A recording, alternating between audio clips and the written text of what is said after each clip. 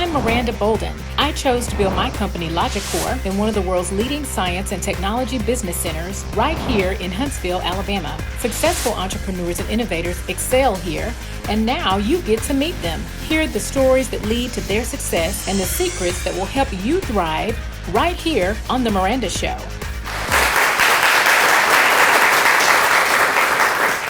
Welcome to The Miranda Show. I'm pleased tonight to be joined with Mr. Matt Massey, our newly appointed president of the Alabama School of Cyber Technology and Engineering. Welcome, Mr. Massey. Thank you. It's great to be here. Thank you for joining us. So congratulations. Congratulations on your new role as president of the new Alabama Cyber School in Huntsville. Tell us about the school and what this means to you. Well, thanks. It is very exciting. It's very exciting for the community, but also the state. And for me to be able to kind of lead this effort and really build a school from scratch with an incredible team of partners and support folks that really is going to fulfill what is really a national need is very exciting. Absolutely. And we want to first thank Miss Alicia Ryan, who had the vision for the school, and Senator Arthur Orr, who sponsored the bill to bring this to light. Absolutely. So this is a major win for Alabama.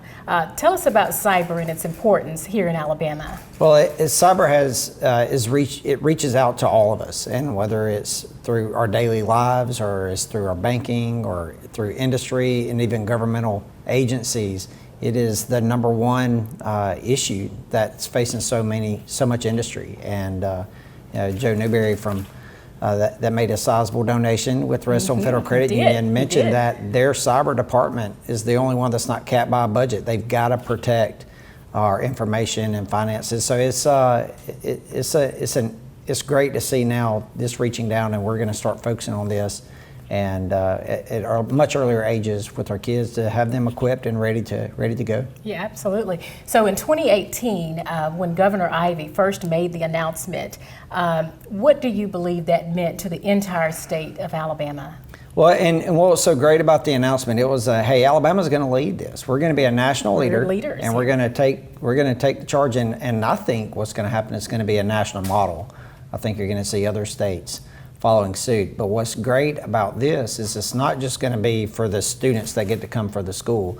This is going to create a program and professional development that can touch all of our schools in our state and be a resource to so many teachers and affect thousands of students. So Matt, what was your initial reaction when you found out that you were selected for this position? It was just such a tremendous opportunity and excitement, and I enjoyed so much being superintendent of Madison County Schools, and every day went in there, 100 miles an hour trying to do make those decisions was best for kids, and felt like we had a team and we did that. But it's also this is a different opportunity and to make a difference, and it's really exciting to be part of that. You were one of the youngest superintendents in Madison County. How did you manage that with your youth and just being able to make such a major impact? Because I understand you were very effective, the kids loved you, and I'm sure this is going to be a great loss, but for us with the cyber school, we're just so excited. Being young, doing that, tell us about that. Well, and that's why I was 38 when I started, and I was the youngest in the history of Madison County and one of the youngest in the state. But it was really kind of in retrospect now and talking with teachers that have reached back out, and I felt like my legacy, what I wanted to be, is really to be a champion for our people and for our teachers. And you hear a lot about Alabama's rankings in education and that kind of thing, and that's just a couple of the rankings. But overall, our folks, our teachers, are pouring themselves into our schools and into the lives of our students and communities, and need to be celebrated and really be supported. So that's really what I felt like my mission was as superintendent, was to support our support employees, our administrators, our teachers, and that are putting it all on the line for our kids, and they do a great job all across the state. So your background is in math, and you have that technical skill set. How valuable do you think that would be for our students? I've taught all levels of math all the way up through AP Calculus, and also got to support teachers in implementing those programs across the state and even the nation. But it is, I see the connection to industry and really the doors that open. And in my perspective, it's not, math isn't just for those students that are good at math to take those high-level math classes. It is all students can be successful in that. And if they have those opportunities, there's so many more career opportunities that's available for those students, and those doors just open up. And so it's really convincing those students, and sometimes even the parents that will say, oh, my kid's not good at math, or that's not their thing, but it is. It can be everybody's. Oh, good, good. And we like to hear that, because I know a lot of our students are concerned about their ability to compete and to enter the STEM fields.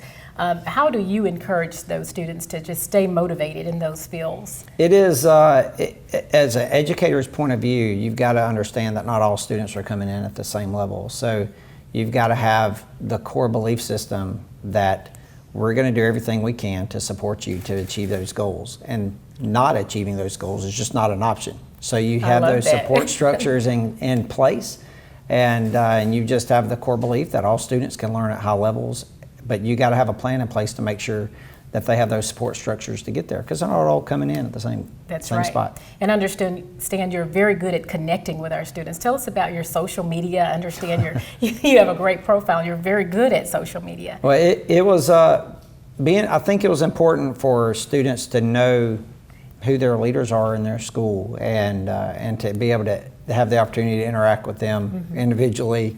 And of course, the interactions got the most action during weather delays. So if it was a chance of snow, I mean, my Twitter feed would just get filled up with students sending pictures from Minnesota where there's like 10 feet of snow. They're like, this is my driveway right now. Yes. And it's like, it is not your driveway right now. But it was a lot of fun, and the interaction with them. And it really, having those lets you also communicate the important messages too for students that, hey, the expectations, you're going to leave here and you can do anything. Absolutely. Well, we're going to take a short commercial break, and we'll be back in a moment with Mr. Matt Massey. Thank you.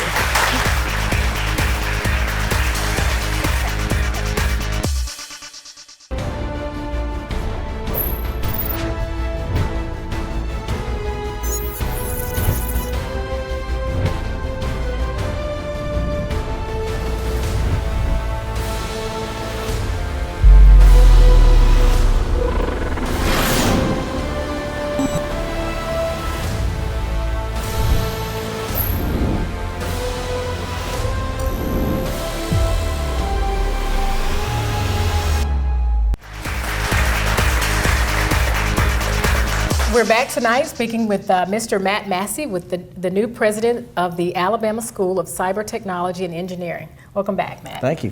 Yeah. So you worked a lot with the school board. Tell us about that interaction and what led you to dive headfirst into this new school of uncharted territory. You've got a great relationship with the school and the board. Tell us about that experience. So it was great working with my board. We've got 5 board members, and it's really understanding their perspective of they're trying to advocate for kids and work with the school system as best they can. It's a part-time job, and so they don't necessarily know all the inner workings. It's impossible to know that, and so we just developed an incredible relationship with the board, and it was a great relationship all the way up to kind of here. And so that's what kind of taking that dive away from there is. It is. For me, it is uncharted territory to do that, but I think it's also an exciting opportunity next. And for 5 years, Madison County Schools has led that process, and I think it's time for now somebody else to come in and make their mark too. But it should be set up, and I think you're gonna see Madison County Schools continue to accelerate. Tell us a little bit about your leadership style. You're a great leader, and we want to certainly hear about how you plan to lead. Yeah, and leading a system of 19,000 students versus what will be a school of 300, it seems vast, but the style part of that is still very similar. There's experts that are going to be stakeholders that you've got to get their perspective, and then you've got to give folks responsibility and then support them in that.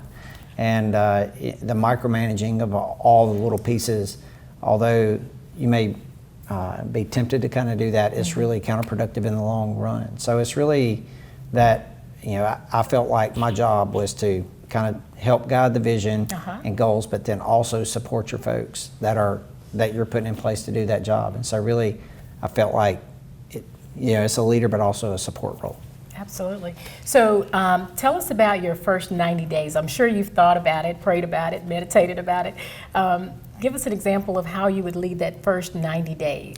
Well, it's going to need to connect with the stakeholders, and you have local industry, you have a board of trustees, and you have governmental agencies, but also getting the communications out to our other local school systems of how this is going to work and what's the purpose here. And this is, the school is a state magnet. You know, we have magnets for school systems where students can go, and so I really want this to feel like this is the magnet for all of our magnet is this school, and that every school system can kind of feel that way and that kind of ownership, and they can be proud when their students come here. So it's really trying to set the vision and the goals and what's going to be the outcome of this. What are our students going to be able to do when they graduate from this school? And really we want to be equipped with the expertise and knowledge to be able to go straight into industry and make an impact, and then let the industry kind of support the furthering education with that.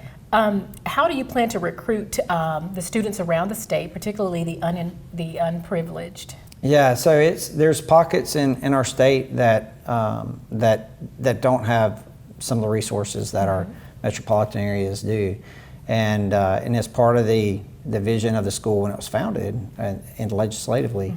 That it's going to reach all parts of the state, and so I'm gonna be hitting the road and recruiting, and we've got to reach out to school leaders, but also directly to parents. We got to find ways to get our message to the parents where they know about this, and to let them know that when their students come here, they're going to be supported, they're going to be safe, and they're going to be supportive, and there's not going to be situations where they're going to come up here and not be successful. That's just not going to happen. And so adding that security with that, I think is key, and I think it's what's going to help the school flourish. It's really important for this school to look like Alabama, the state, and that's diverse in so many different ways, whether it's students from different socioeconomic backgrounds, geographically, demographically. That's got to happen. So this school is scheduled to open in August of 2020. In the interim, the students will be housed at UAH. What's the importance of that relationship? It's key, and working with those folks now on getting the facility ready, and it's a great facility because everything is kind of self-contained there with, the housing piece, the cafeteria part, and the classrooms there, and so it's UAH is going to be a crucial partner in getting this going off the ground, but also working with our other higher ed partners from across the state is also exciting. So it's going to be a really cool opportunity for higher ed folks to kind of come together and really help build this whole program. Great.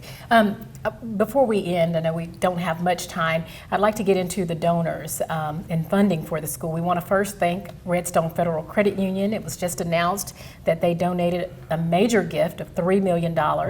Along followed Torch Technologies, Davidson Technologies, Dynetics. That's right. We're super excited. Tell the audience how they can get involved with supporting the school and what's needed. Yeah, and it's really important with this school that's not typical of other school systems is there's no local funding that goes typically to what would be brick and mortar costs. So typically state funding pays for the operation of the school, local funding pays for schools to be built and maintained. And since it's a state magnet, there's no local funds. So we're really relying on contributions to do that. So we need partners to come and help and support this school. So that is key to recruit those folks in and to celebrate them when they're partners. So you'll be seeing that. We'll be asking for support to get our school going. Thank you. Well, we look forward to your support of this major initiative for Alabama. We want to thank our guest here, Mr. Matt Massey, and we'll be back in a moment with Ms. Joanne Randolph of the Catalyst Center. Thank you, Matt.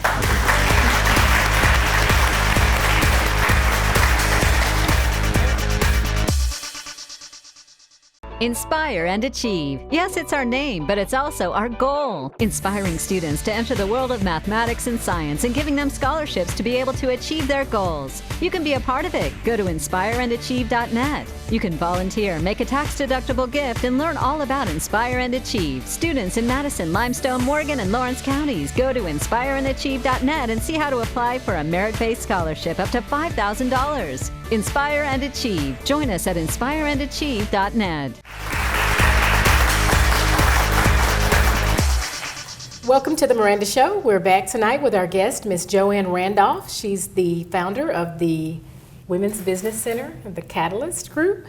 And here tonight, she's going to talk to us about how she's been helping women and entrepreneurs succeed in business for over 19 years. Welcome to the show. Thank you, Miranda. Glad to be here. Yes. Joanne is a champion for women businesses, and she's been helping that growth for a very long time. She's a very capable leader, and we're super excited to have her tonight. Joanne, tell us a little bit about you and your background. Well, I grew up here in Huntsville. I wasn't born here, but I grew up here, went to Grissom, went to UAH, got my degree, went to work for NASA. Spent the first 20 years of my career in aerospace and defense, most of that time with NASA. My background is IT services. We put in the first MIS at Marshall. This is back in the 80s, the Management Information System. First time we'd automated, the center. And I was the functional project manager on that, so it was very exciting times. And I understand you worked with David Brock. I did work with David Brock. In fact, I helped put in his first voice synthesizer. Oh my goodness! They were very archaic back then. I had to teach it how to talk in my lab before I took it to him. But yeah, he's great. We loved working with David. So I left NASA, went to Grumman in D.C. We were putting in a new computer system for Dick Cheney at the Pentagon. So I did that for a few years. And then I came back to Huntsville and went to work for a small business. It was a government contractor. But in that first week, I knew that's where I needed to be. With a small business, you wear all the hats. But you can make things happen, get things done, and see results, and that's what drives me every day. So tell us a little bit about the early years. I understand that you've had a passion for entrepreneurship for a long time, even as a child. Yes. Tell us about the younger years doing that. Oh, I've had, a lot of little things that I've done, selling jewelry or whatever. But in my last couple of years in college, I started a business that was a debt collection business.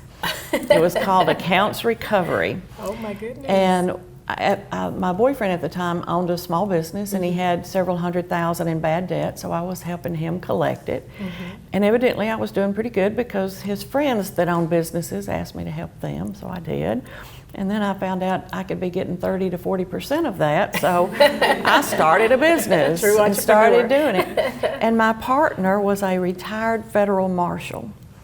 And he took that company in lots of directions, including private investigations, which meant I was sitting in my car making $25 an hour. Now this is in the early 80s. And watching cheating husbands and or wives. and it's not like the movies. You go stalk out somebody, they don't come out right away. It could be hours. And then when you leave, you don't know where you're going. When you start following somebody, you don't know how long you're going to be gone or where you're going. So it's not as sexy as on TV. No, Trust me. So later you launched, were very instrumental in launching the Catalyst Center as well as the Women's Business Center. Yes. Tell us about that journey to get there. Well, a group of business women got together in 2000 to talk about the need for a place for women to go to get help and support when they wanted to start a business. And so I was on the steering committee. The chamber was involved in creating a steering committee. Then we formed a board and we started seeing clients in 2003. And the demand was much greater than the volunteers' time, so they hired me as a consultant. I had another business at that time. I had left BizTech, which I had helped launch in the late 90s. I started a business called eLab Ventures, which was an entrepreneurial coaching and training company. And so they hired me, contracted with me actually, to start coaching their clients. And then we were instrumental in getting a large grant, and that's when they hired me full time. Okay. Did you write some of those grants? Yes, ma'am. And how was that experience? Still writing grants. Yes, ma'am. Well, that's great. As far as the need for women was pretty big at that particular time. How do you see that need now? Is it much bigger or? steady? Well, I think there's a need for anyone starting a business. If you've never started a small business before, whether you're a man or a woman, you know, it's daunting. It's scary, it's challenging, and what we're trying to do is take the fear out of that equation, because there's a lot of people like you that have started businesses and been very successful. And that's who we call on to be our business coaches and business trainers. Who better to help someone getting started than someone that's already been there and done that? So, for example, we have dozens of subject matter experts. Like, if somebody wants to start a restaurant, for example, I can talk to them about the business side of a restaurant, but I wouldn't know how many taters to order this month. You know, I don't know anything about running a restaurant. So we have restaurant coaches. And like Cynthia Hart with, you know, Sinshay's, who's been very successful for many years, is one of our restaurant coaches. So, you know, she is awesome. She's a great success story, absolutely. Absolutely. We're going to take a short break, and we'll join you all in just a few moments with Joanne Randolph of the Catalyst Center.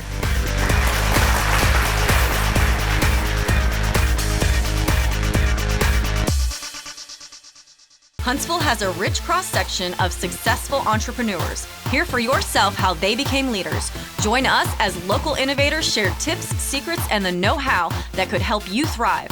The Miranda Show on WAFF 48.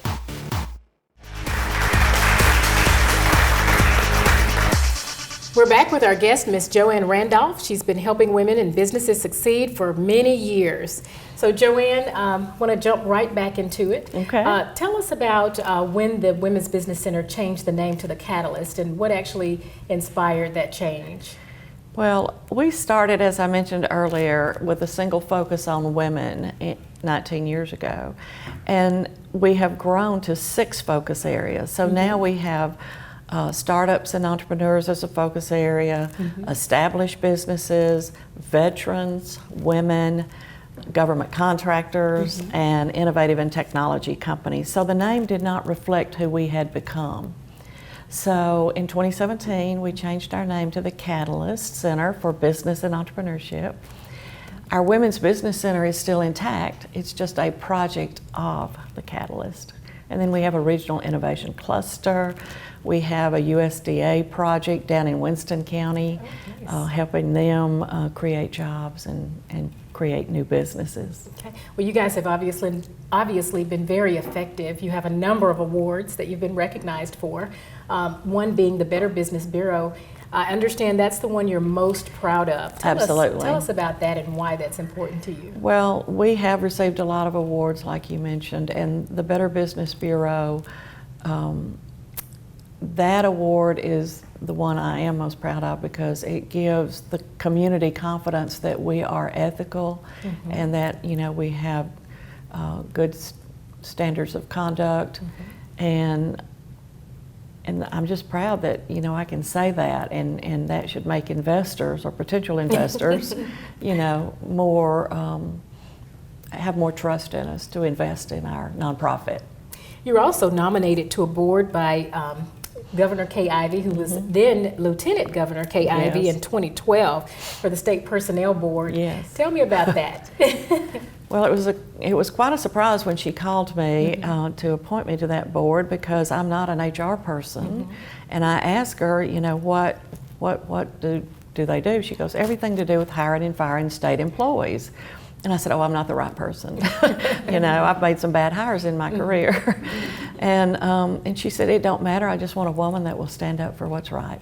And so, you know, what do you say to that, you know? So I talked to, you know, our legislative delegation about it, and they assured me that, first of all, it was an honor to be appointed, but second of all, very few Huntsvillians are represented in Montgomery.